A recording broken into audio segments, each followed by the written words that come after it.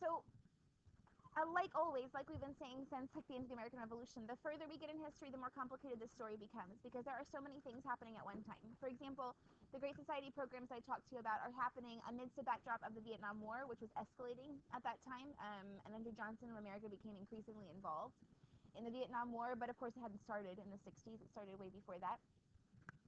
Similarly, the Cold War is still going on, and like U.S.-Soviet antagonism has continued to increase.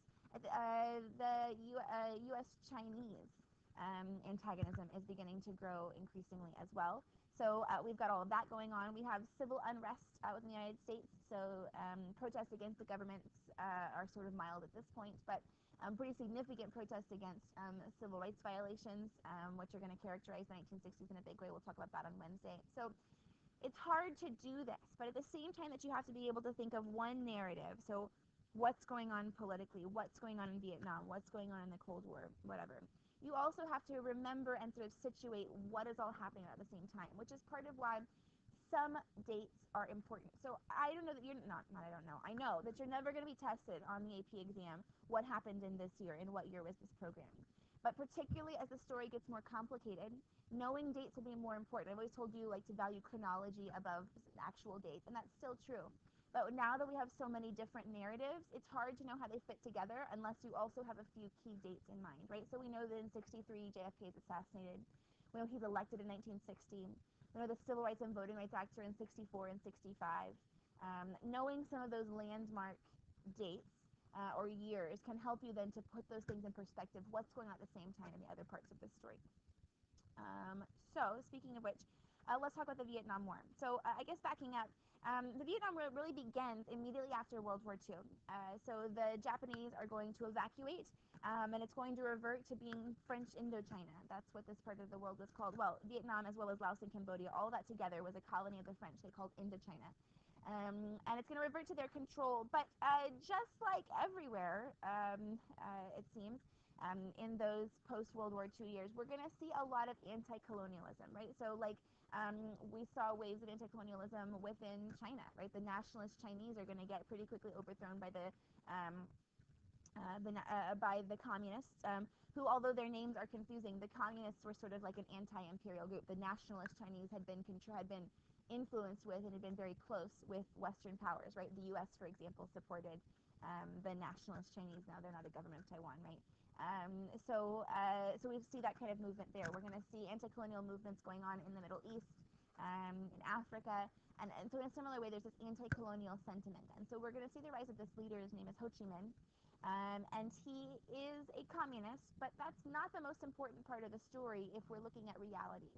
But we aren't looking at reality, are we? We're looking at what matters, which is what people thought about the time. So it turns out, Ho Chi Minh called himself a communist. He had spent some time in China during the battle between the communist Chinese and the nationalist Chinese. He'd gotten some ideology there. But it turns out that for him, communist was code word for, like, I believe that the people should control things instead of, like, the elites. And I believe that it should be the people of Vietnam and not, like, these outsiders, the French, who are going to try to impose things upon us. But America didn't perceive that as being the answer, because all America heard was, well, you know this, right? That Ho Chi Minh perceived himself as being a communist, and then the rest of it was like somebody muted the television, right? And who cares what other the rest it was that he said. And so they heard communist, and immediately America begins to consider this Ho Chi Minh character and this movement that's growing in what would become Vietnam as, like, linked with the Soviets, as linked with the Chinese. That's going to sort of throw off warning bells, because we have committed ourselves to a policy of containment, which means we can't let any new communist countries be created. We're assuming that that means that Vietnam is under the influence of Russia and China, and that this is simply like the spreading tentacles of these communist powers. We know from the Ken and Long telegram that that's really bad for us. We have to make sure we show a force. Don't let them spread at all. They come up with this whole domino theory thing, right? So, like, first China falls, now here's Indochina. If we let Vietnam fall, now it's going to be Laos and Cambodia and Thailand, and soon the whole world is going to be communist, because we all know that's super logical. So the U.S. then is going to commit ourselves to get involved. So first of all, backing up sort of my story a bit, Ho Chi Minh is going to begin this nationalist movement. There's this rebellion against the French colonizers, and the French ask us for help. They have, as they kind of always do, had their heinies beaten during World War II, just as in World War I. They are struggling economically as well as politically. They don't have the resources to appropriately defend the colony. But the U.S. declines. We're not going to be the powers of the imperial world. We don't want to support imperialism. Heck, look how generous we are. We just gave the Philippines their independence. Doesn't that show how awesome and non-imperialist we are? So we decline to get involved, and the French are going to suffer defeat after defeat. One of the most famous is the Battle of Dien Bien Phu, which the French managed to get themselves surrounded at this big fort, and basically get the tar beat out of them, and they have to evacuate. So then now the French are going to have lost control of Indochina. And so we're going to see these nationalist movements trying to form. Now, then the U.S. got a little bit concerned because it hadn't occurred to us to check who the people who were rebelling against the French were, and it turns out that some of them are communists. So we sort of panic a little bit. We're going to call the Geneva Convention, not the one that does the war crimes thing, a different Geneva Convention, where we're going to establish a border between North and South Vietnam. And that border is supposed to be temporary for about 2 years. I'm getting my dates mixed up, but I think it was from 57 to 59, but maybe it was from 55 to 57. In any case, we're going to give ourselves 2 years, or give them 2 years, to kind of get organized, to establish local government, and then 2 years from the date in which we establish a divided Vietnam, there's supposed to be elections that are going to be held that are going to unify Vietnam under some popular elected, democratically elected ruler. We're America, we like democracy. Until about a year and a half later, it turns out it looks like the communists are the democratically elected choice. They're the ones who are looking really popular. They have been doing a really good job in the North of organizing their supporters. And the democratic, the American-supported non-communist government in the South is less popular, mostly because they are less populist. The guy that we're going to be supporting in the South is a guy named Diem. I don't actually know how to pronounce his first name, Ngo. But anyway, President Diem, this guy in the South who's leading, is a Catholic. And it turns out that most of Vietnam are Buddhists. And this Catholic guy doesn't like the Buddhist people and thinks they should all be converted. And it's just not shaping up super well in the South. So then the U.S. kind of puts the brakes on the elections. Whoa, whoa, whoa, whoa. Too much democracy, too fast, guys. We don't need to have those elections. That's a bad idea. We should wait. And that's going to be sort of the beginning of the end of America's positive reputation in Vietnam, because it seems like the U.S. is actively trying to obstruct the will of the people as opposed to trying to support the will of the people. We're going to argue that we're supporting free peoples resisting armed subjugation, that the communist leadership is only powerful because they're being supported by the Soviets. But the truth of the matter is that the democratic leadership is only supported because they have the backing of the United States. Anyway, so that's where we find ourselves at the beginning of the story. Late in the 1950s and early in the 1960s. This is the president. Vietnam in the south. So Vietnam is now divided into North Vietnam and South Vietnam. Of course, Ho Chi Minh is very popular. He will become the leader of North Vietnam. But in South Vietnam, we've got President Diem. He is going to engage in all kinds of sort of shady activities, things like throwing his political opponents into jail and or killing them. Mass waves, jailing Buddhist monks, destroying sacred Buddhist temples, trying to institute Christianity and Catholicism as the religion of South Vietnam. It's going to go over about as well as you think. So amid these sort of mass protests, nobody in America seems to be paying attention. And so this man, this Buddhist monk, he invites a reporter from Time magazine to come. He says, I want you to meet me at this place at this time.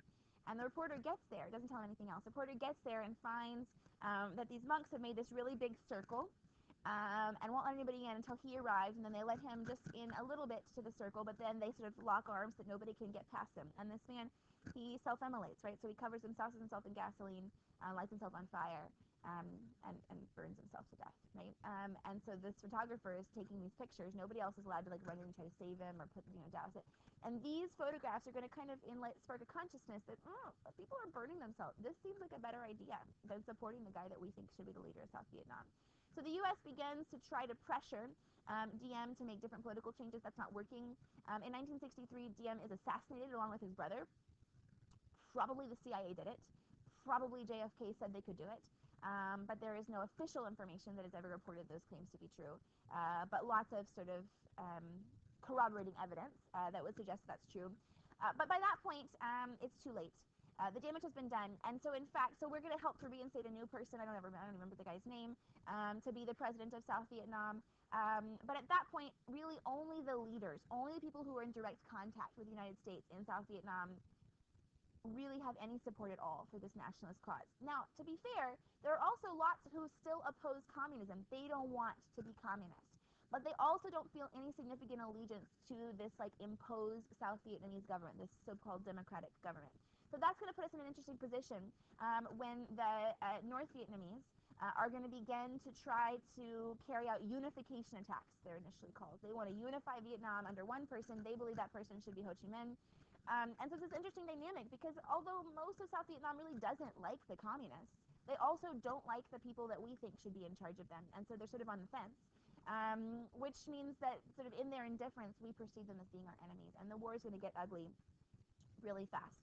In 1964, the Gulf of Tonkin incident is going to prompt a significantly increased American military presence. An American warship is going to be off the coast of North Vietnam, supposedly in international waters. But remember the whole thing at the USS Maine and like having this warship just hanging out off of somebody else's country? It was sort of a similar dynamic there. Anyway, it was attacked probably the first night.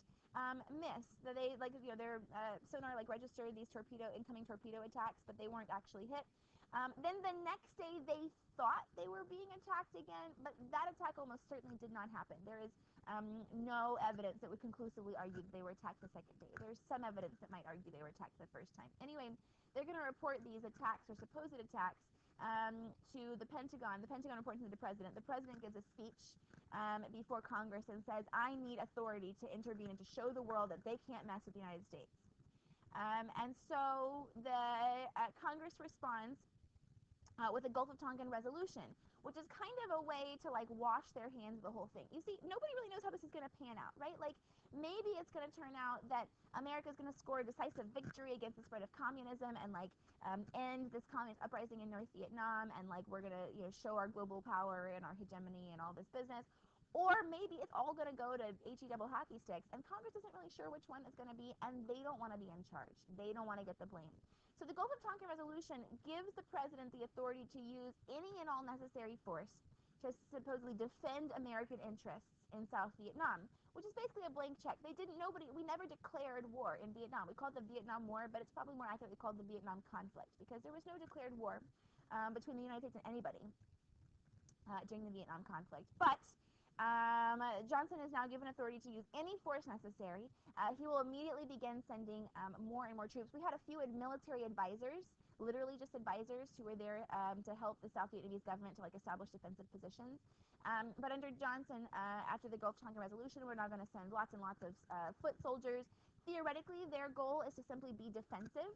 That is, to maintain protection over important, what we believe are strategically important locations.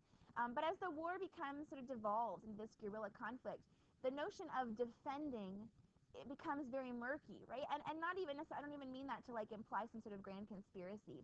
How do you, you get involved in very direct combat when your goal is to defend a particular farming area, for example, that is strategically important to provide food for the nationalist government.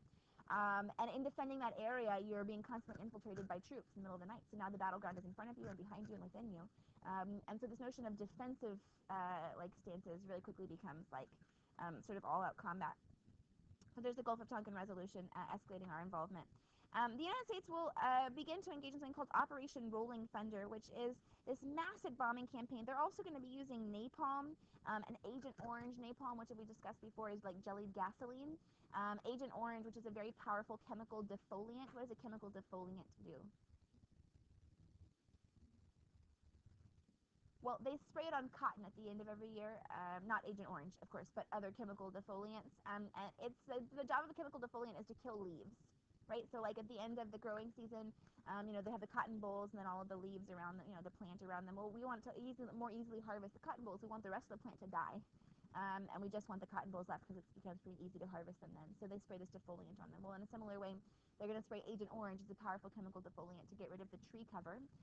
Because what made the war particularly difficult to fight was the fact that we couldn't see where anybody was, right? Vietnam is almost entirely made up of these really thick jungles. And so, I mean, outside of the little clearings where a particular village would be, or the clearing that had been made for a city to grow up in, you don't have any idea where the enemy is. They could be 100 miles away or 1 mile away, and it's almost impossible to know. The Northern Vietnamese army won't really be involved until later, but the NLF, the National Liberation Front, that's who we would call the Viet Cong. This sort of like raiders are going to be supported by the North Vietnamese, but they're not officially the North Vietnamese army, and it's going to be their job to try to like infiltrate the South and try to create a rebellion in the South. And they're really good at hiding in the foliage. And so we're going to try to get rid of all of that. Of course, there are all kinds of like negative side effects. For example, Agent Orange happens to cause cancer, like a bunch of different cancers, and a whole bunch of other really bad disorders. Then we're just sort of spraying it indiscriminately upon all kinds of people. So like American soldiers can now apply for special coverage from the VA if they can prove that they were exposed to Agent Orange. But what about all of the Vietnamese people who have this like chemical sprayed upon their homes? Napalm, which we know is can cause horrific burns and is reasonably indiscriminate, right? Like if you're using napalm bombs, for example, like how do you stop that fire from spreading to, a family's home, those kinds of things. We saw pretty horrific wounds that way. So then Rolling Thunder, these are even just traditional bombs. We drop more bombs on Vietnam than the United States drops anywhere in the world during all of World War II. That's a lot of bombs, y'all. I just want you to remember how small the country of Vietnam is and how many bombs we're dropping is compared to all of the bombs we're dropping throughout the entirety of the Second World War. So here's a really, so this is Agent Orange being sprayed. This is an iconic picture that appeared at the front page of many newspapers. This little girl, her clothes had been burned off, and in fact many editors weren't sure if they should publish this picture because they often had like editorial decisions they would not show nudity. But most of them decided to publish a picture in the end to sort of reveal what was actually going on in Vietnam. And while I'm on that point, I would tell you that this is one of the things that really distinguishes the Vietnam War from any other conflict we've been in. Americans are seeing the reality of the war firsthand. Guys, to be honest, I bet that many of the same kinds of things that happened in the Vietnam War happened in World War II and in World War I and in the Spanish-American War and in every other conflict ever fought, because war is war, frankly. There are more devastating weapons at this point, I suppose, but I think war is pretty horrific all the time. But nobody had ever seen how horrific war was except for the soldiers, right? Think about World War II, even just 25 years or so before this. All the images coming back from World War II were carefully curated by the War Information Board to make sure that they didn't show any Americans dead face up, that the pictures there's no like limbs that are shown separated from bodies. They were very carefully deciding what to show the American people. But in the age of satellites and live television, the American people are seeing exactly what is happening in Vietnam, literally live, literally live. And there are, there's no taste in America for like censorship anymore. So the images that are coming back, images of, American soldiers' coffins being delivered back home as the death count rises, pictures like this of the devastation that exists there. There's no censorship for that. So Americans are seeing it right off the bat. So it's hard to sort of wonder why the Vietnam War was so opposed at home. You might argue that, like, well, it was a war we hadn't been invited to fight in. It was really a civil war we shouldn't have gotten involved in. We were committing these atrocities. And I suppose some of that is probably true. But I think that a bigger element here is that Americans were really for the first time being confronted with how horrific war is, right? It's not sort of glorious, like good guys versus the bad guys, clear cut, like here's what it is. There's lots of collateral damage. There's lots of collateral damage during World War II as well, right? Remember the bombs that were considered accurate if they dropped within 5 miles of their target? And we're happy we had 50% of them doing that. There were lots of people who were being killed in World War II who were not fighting as part of the war. But pictures like this are going to kind of reveal, wait a minute, who are the bad guys here? Why are we fighting? Why are we doing this to these people? The war only gets longer. And again, as the NLF, the Viet Cong, become more persistent in their raids, they're going to supply themselves through something called the Ho Chi Minh Trail, which interestingly is not going to run anywhere through Vietnam. It runs through Laos and Cambodia, which are officially neutral countries in this conflict. But Laos and Cambodia have effectively no centralized governments. They're not able to stop the northern Vietnamese from supplying the Viet Cong through the Ho Chi Minh Trail. So they're going to be continually supplying themselves. They're launching small guerrilla-style attacks. The American troops are going to end up committing lots of atrocities, but it's reasonably easy to understand why they might have done that. For example, my granddad, who was in Vietnam, told stories of like troops who would be Americans who would be patrolling the rivers in the sort of like flat-bottomed boats, and they'd see like a little kid crying all by himself, like over on the shore. So they'd sort of land the boat, right, trying to do the good thing. Let's go see this kid. You know, what's happening? Can we help the kid? Like, where's his mom and dad? Maybe they were killed in some kind of raid. Like, we can help. They go over, and then the kid blows, like, there's this suicide bomber, a little baby, like somebody had put the kid there. And so then do you think that those troops have to help any more babies in the future? Right? The ones that survived didn't. Kids would like hand like Coca-Cola, sell Coca-Cola or sell candy bars to the troops in the cities. And there were some reports, reasonably credible, that there were a few cases where there was ground up glass inside the Coca-Cola or inside the candy bar, which of course would like wreak havoc on your stomach lining and like could make you seriously ill. You could bleed internally, you could die. I mean, whatever it was, make you certainly pretty seriously sick. It's not really clear if that was true or not, but even just the hint of that is enough to raise a lot of suspicion, right? They would go into villages and they would find no men of military age there. Now, it might be that the men were hiding because they were afraid that the U.S. would come and beat them up or assume that they were Viet Cong or whatever it was, and that happened too. But it also happened that occasionally what happened was all the men were off fighting for the Viet Cong. And so those women and children who left behind knew that and were just waiting for the American troops to leave to then find some hidden radio and call in the American troops' movements to their husbands or sons who were waiting to lie in ambush a few miles away. Almost all American casualties come through ambushes. They're not protracted battles where, hey, we're the good guy, or where you go, us, and you're the enemy, and we're going to fight each other. It was just people on patrol who would all of a sudden be blown up by some sort of grenade or some sort of like sneak attack, those kinds of things. So you can see how the Americans would very quickly become distrustful of everybody, right? And in a guerrilla war, right, the NLF, I've told you, are not Northern Vietnamese soldiers. They are guerrilla warriors who are funded by the Northern Vietnamese, but they're not officially part of any army. It's kind of like what's going on right now in places like Syria or in Iraq or in Afghanistan, where nobody's wearing uniforms. You don't know who your enemy is. And so, you know, do you have mercy on this woman whose husband isn't there, and do you help make sure that her crops are fed, you know, or have been planted and all this business? Or do you beat her up because she's the one who is calling in your movements, and she's sending food to her husband and his buddies who are going to kill, you know, try to murder you and your buddies the next night? Those are hard decisions, right? So I don't mean to make excuses for wartime atrocities, but we have to understand the kind of war that was going on and why it was so easy for the Americans to turn to this kind of bloody battle. At home, the war is increasingly unpopular as it goes on. First of all, it's not clear that we're winning. Second of all, people don't want to be drafted. Third of all, people who get there to the war on the ground feel like it's hopeless. They come back and they tell their stories that, you know, the commanders didn't know anything. Our hands are tied. You know, if we could actually go and bomb, you know, if we could go and fight the North Vietnamese, we could end the war right now. But we're not allowed to do that. We have to hold these defensive positions. We're just sitting ducks. All kinds of political controversies. You know, there's those in America who believe that, hey, if the Vietnamese want to be communists, like, why we shouldn't stop them. They have the rights to make those decisions for themselves. You know, there's this rise of nationalism. There are those who argue that the U.S. has too many problems at home. Civil rights should take precedence. Why are we sending black soldiers to die when, you know, we won't even take care of them back home? Because the war was in many ways fought by those who participate in the draft, and because the draft included exemptions, like you could get an exemption from the draft or a postponement on your draft deferment if you were in college. Well, who can afford to go to college, y'all, and who can't? So the Army then was made up overwhelmingly of people of color and of poor Americans. And so it seemed like the so-called rich man's war and the poor man's fight. There's a lot of opposition back home. There are those who try to dodge the draft, burning their draft cards in public protest. People moved to Canada.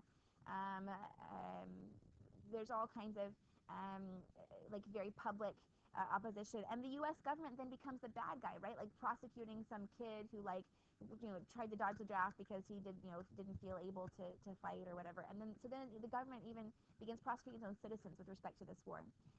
So we'll talk about how the war ends tomorrow. I think I see you tomorrow, but maybe it's Thursday. Whatever day I see you, we'll talk about it then.